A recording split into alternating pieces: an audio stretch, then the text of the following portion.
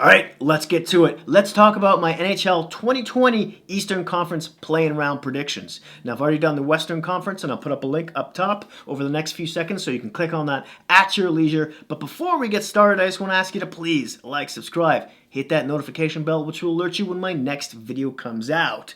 Now, I'm going to try and go over these 4 different matchups really quickly, but if you want a more in-depth analysis, you can check out my NHL Playoff Series Preview playlist, which dives deeper into team stats and all that kind of thing. But I'll also put up a corresponding link during each of these matchups, so there's that too. And one last thing, I will put a sort of timeline for this video when I talk about each of the different matchups too. So if you just want to jump to your favorite one, you can do that also. Now, let's start with Toronto versus Columbus. And let's just break it down positionally first and who has the advantage. Starting with goaltending, I gave it to nobody, actually. Even though Toronto and Anderson has at least a decent amount of playoff experience, he hasn't had the greatest seasons, has he? And then Columbus-wise, Korpisalo has had the best year of his career in the NHL. But Merzlikins, the rookie goaltender, kind of came out of nowhere and was spectacular this year. The problem is neither of them have played in the playoffs, and nobody's played for 4 months. Now, defense-wise, that's all Columbus. They got the edge there. Forward-wise, that's all Toronto. Special teams, I'm going to give this one to the Leafs as well, because their power play is obviously a lot better, but their penalty kill is only 21st during the regular season, but Columbus's power play is only 27th, so there's that. When it comes to the coaching, that's all Torts, right? He's had the blood, sweat, tears. He's got the T-shirt and the cup. He's done it all. Keefe still has to prove himself, although he's done a good job with Toronto so far this season. Who do I pick? I'm going to give the edge to Toronto in this one. It's going to be tough. This is one of those series that it definitely could squeeze either way, but that's what I'm choosing. Now, players to watch for Toronto, I got Mikheyev down here, the Superman. He looks really good on that second line. He was the one who lacerated his wrist during the season, and he was doing really well. He played an exhibition game, got a goal, and yeah, he could be a real boon for Toronto. The other player to watch is Toronto's left shot defenseman, who also plays the right side, and Travis Dermott. He has really improved his defensive play this season, and he's become a real sandpaper, gritty guy you hate to play against on the ice. And he excelled his play last year in the playoffs as well. So, and he's still young. He's like 23 or something. The dark horse for Toronto, I think, is their third line. Maybe even the fourth line also, because Nick Robertson, the rookie, played in that exhibition game on the third line with Kapanen and Kerfoot, and they were fantastic. Now, I think Robertson only played just under 11 minutes, but Kerfoot and Kapanen, they're in it. They're ready to play. They already look like they're in playoff kind of shape. They were hustling, and Toronto's fourth line is Clifford, Evengal, who I can never pronounce that name properly, and Spezza. Spezza's got a terrific shot. Peter Engvall is one of the best players in the league at carrying the puck out of his own zone, and he's deceptively fast. Clifford, that's kind of self-explanatory right there. He hits a lot. He's mean. Now, with Columbus, players to watch, I got Texier, the young kid. He just looks better every time he steps on the ice, and he's fast, something Columbus lacks a little bit. And then there's Foudy, their high-ranked prospect who has seen a little bit of NHL action during the regular season, but this will be his first playoffs. Look for him, I think, on the third line. The dark horse for the Blue Jackets, I kind of went back and forth between coaching and goaltending, really. So you can be the choice there. See which one you prefer. Let's move on, though, and let's talk about Pittsburgh versus Montreal. Now, starting with positionally and the goaltending, the edge has to go to Montreal there. And you know why. Price, right? Murray, we'll see. Defense-wise, I kind of left this split right through the middle. for both teams. Forward-wise, I think Pittsburgh's obviously got the edge, more depth, much more depth there. Special teams, the Penguins also get the nod there. Coaching-wise, I think it's kind of even. Both coaches have seen a lot of years of playoff action. Now, who do I think is going to win this one? Yeah, there's no upset here. I'm pretty sure Pittsburgh is going to win this.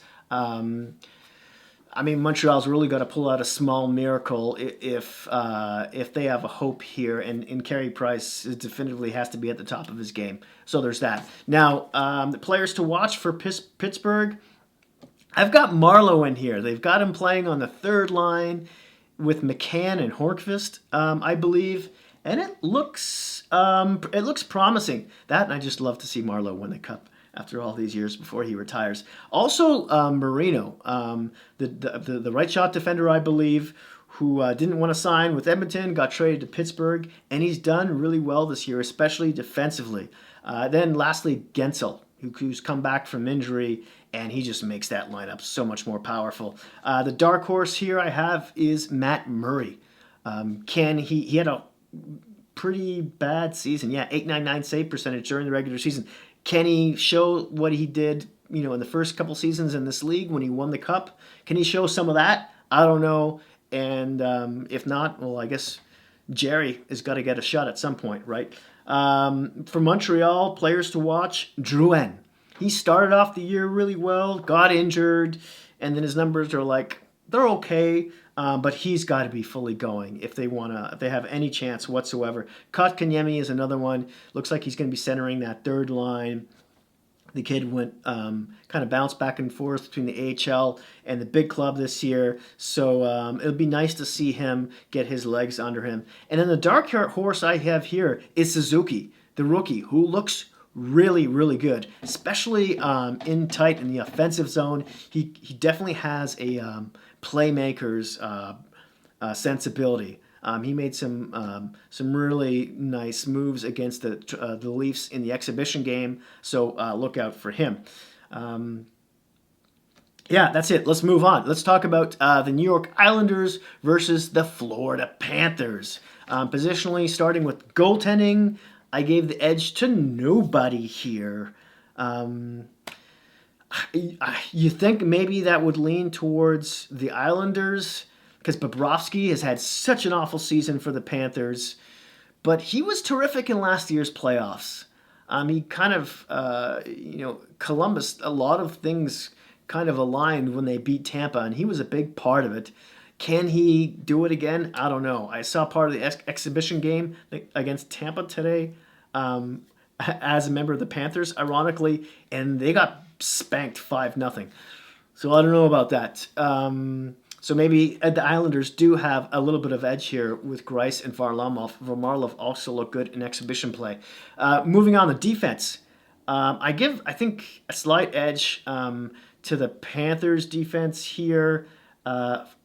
Offensively speaking only, really, because the Islanders got Pelech back from injury, and him and Pelech and Pulock,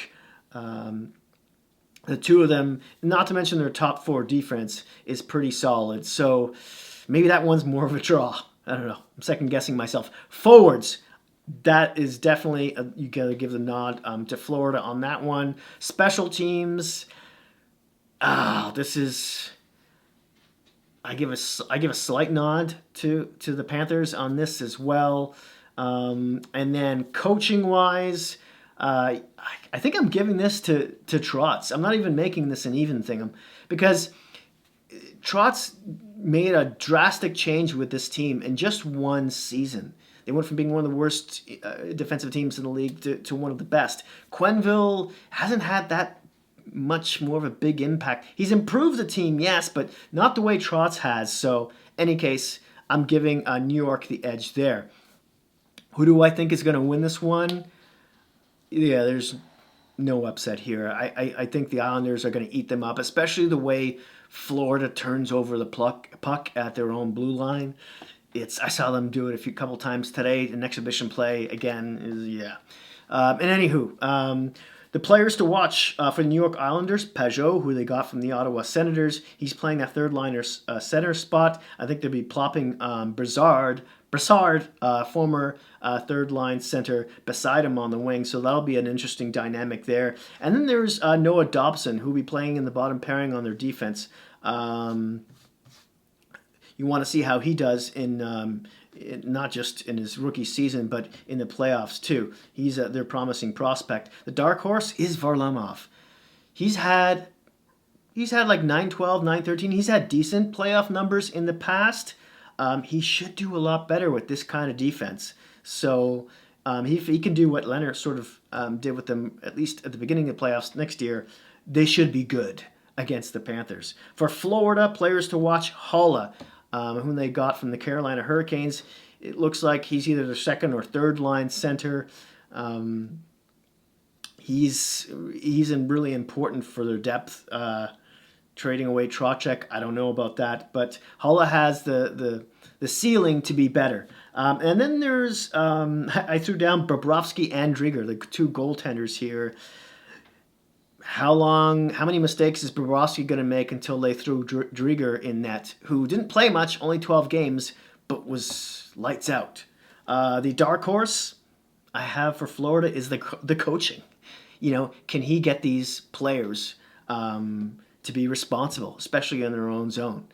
So there's that. Now, let's move on to the final matchup here. Let's talk about the Carolina Hurricanes and the New York Rangers. Now, starting with the goaltending, the edge definitely goes to the Rangers here. Defense, initially I was going to give it to the Carolina Hurricanes. Maybe I still do, but Hamilton could be out for this series. We don't know yet. Pesce is definitely out. That's two huge players. Hamilton drives offense. Pesce is one of the best defensive D-men in the league. That's a really tough loss to take and sustain. So maybe, I know New York has a bit of a weak left side. Maybe it's more even now than anything else. Vatanen and Brady Shea, ironically, are stepping in to fill those spots for the Hurricanes. How are they going to do? Forward-wise, I'm definitely giving the edge here to the Rangers. Panarin, Zimbabwe, Kreider. That's a lot. Special teams, I'm giving this to the Hurricanes. They are very close to the Rangers when it comes to rankings on the power play, and they're much better on the penalty kill. Coaching-wise, I'm also giving this to the Hurricanes. Brindamore's seen it, done it. He's been an assistant coach in the league for a very long time, head coach now for 2. Quinn has only been in the league for about a couple of seasons, so there's that. Now, who am I going to pick out of these two teams? I think I was going Carolina up until like an hour ago, until I rechecked to see how Hamilton was doing. I think this might be prime for an upset here. I think I'm going to go with the Rangers, although, again, it's like flipping a coin in this series at this moment. But I think the Rangers might just eke this one out. Now, players to watch on the Carolina side of things are Brady Shea and Vatanen, who I mentioned earlier, stepping in for Hamilton and Pesce on defense in the top 4. How are they going to do? And then there's Trocheck, who they acquired from Florida, who playing in that second or third line center spot. How's he going to fare? I don't think he's ever really done well in the playoffs. Let's see how he does with this new team. The dark horse, I have Nekas. For the Hurricanes. I believe this is his first playoffs that he's getting into here, and he's a fast player. And he won the AHL. Was it the Calder or the Calder? I always mix those two up. He won the championship with them last season and did really well.